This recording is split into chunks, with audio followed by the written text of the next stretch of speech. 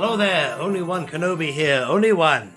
Finally I can get round to giving you a review of the retro collection, the Kenobi retro collection, which initially I wasn't, well, I liked it and it annoyed me because I wanted these figures and characters in the modern TVC, but they've really grown on me, and to be honest with you, now we know the bubble is secure, and I don't know, man, there's other things of the retro collection that's being announced. Like, for example, we now know we're going to get the rest of these. We're going to get the other 6. So I'm happy about that. I'm kind of happy with the retro collection all over, really. Although, having said that, I don't want them to be too much. You know, like stuff like this, I would, again, prefer to be in the modern line. Like, we've got Reva in the modern TVC line.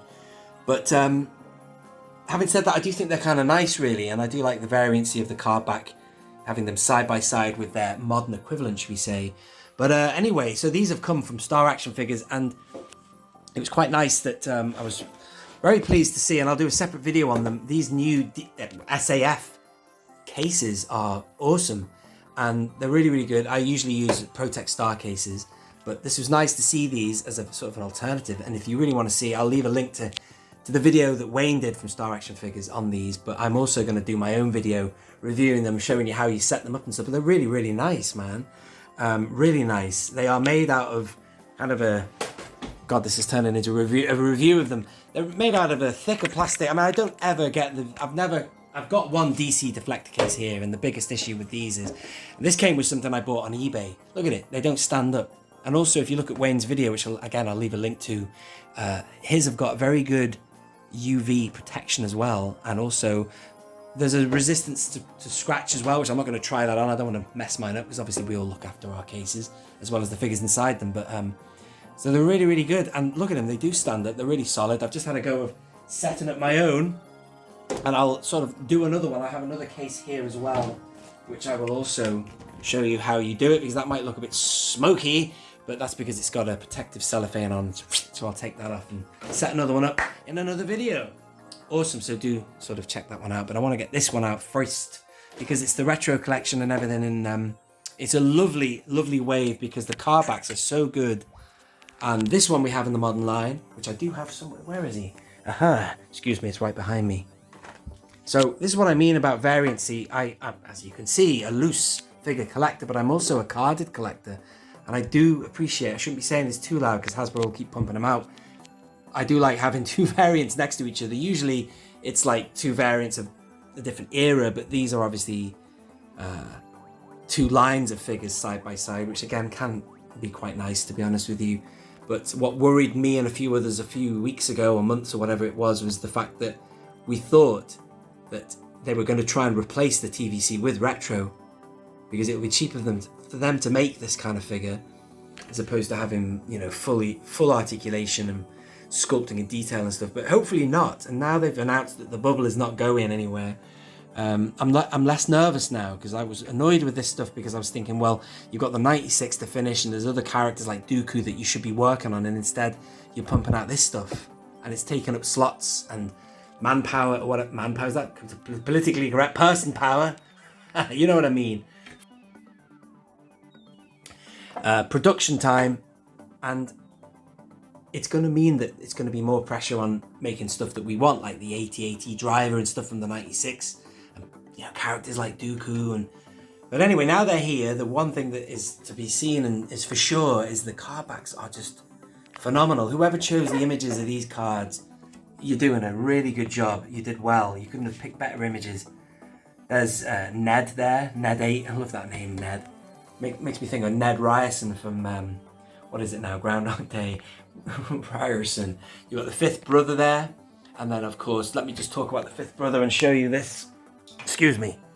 Dotting around all over the place. What bothers me about the 5th brother is that the only other figure we've got of the 5th brother is this one, based on an animated look of him. And it's also 5 POA. And here's another 5 POA. And you know where I'm going with this now. We need a proper figure of the 5th brother. And, you know, I don't know what they're producing or not, but hopefully that will come, just like we've got a proper figure of, you know, Reva and Obi Wan. I don't know, is it set in stone? One hopes that they will do that, but that's what I'm just saying. it's a bit annoying to see that they've got two basic figures of him, and really what, well, I want anyway, and many people who follow my channel want the definitive screen accurate version. Here's a Vader, and it's a lovely Vader, this. Yeah, they were in the background of a video I was shooting the other day, but it's amazing. This is how Vader could and should have looked in 1983, given that, you know, Squidhead and others had soft goods capes and stuff, but they could have made a Vader like that, but now we have him, so that's a really good figure. That's actually one I do want to open. And then, of course, the Grand Inquisitor, who also has a cousin who is very 5POA and basic. Let me just grab him now. Same situation as the fifth brother. We already have that figure from Rebels, which is, yeah, I don't like his look at all now from that era of Star Wars. The Rebels era, the cone head look. Excuse me. There you go. I presume it's the same character. I think it is, isn't it? But I much prefer how he looked in this show. The more Crichton from Red Dwarf look, you know, but the figure, again, they're lovely figures, aren't they? I do quite like the aesthetic of these figures.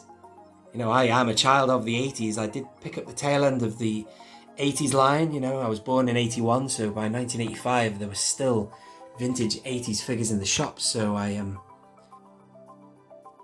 understand the nostalgia aspect of these. They do pull up my nostalgia strings a lot. She's been given a vinyl. He's got no cape at all because he doesn't need it. He's also on vinyl, but I think it kind of works for these bad guys. That bad guy Vader has vinyl. Where is it? Let me just show you this one here. There you go. That's an original figure with a repro cape on, but still kind of works. And then, of course, Obi Wan here, which is interesting to see this figure. Look at him, the Just for Men look. Wandering Jedi.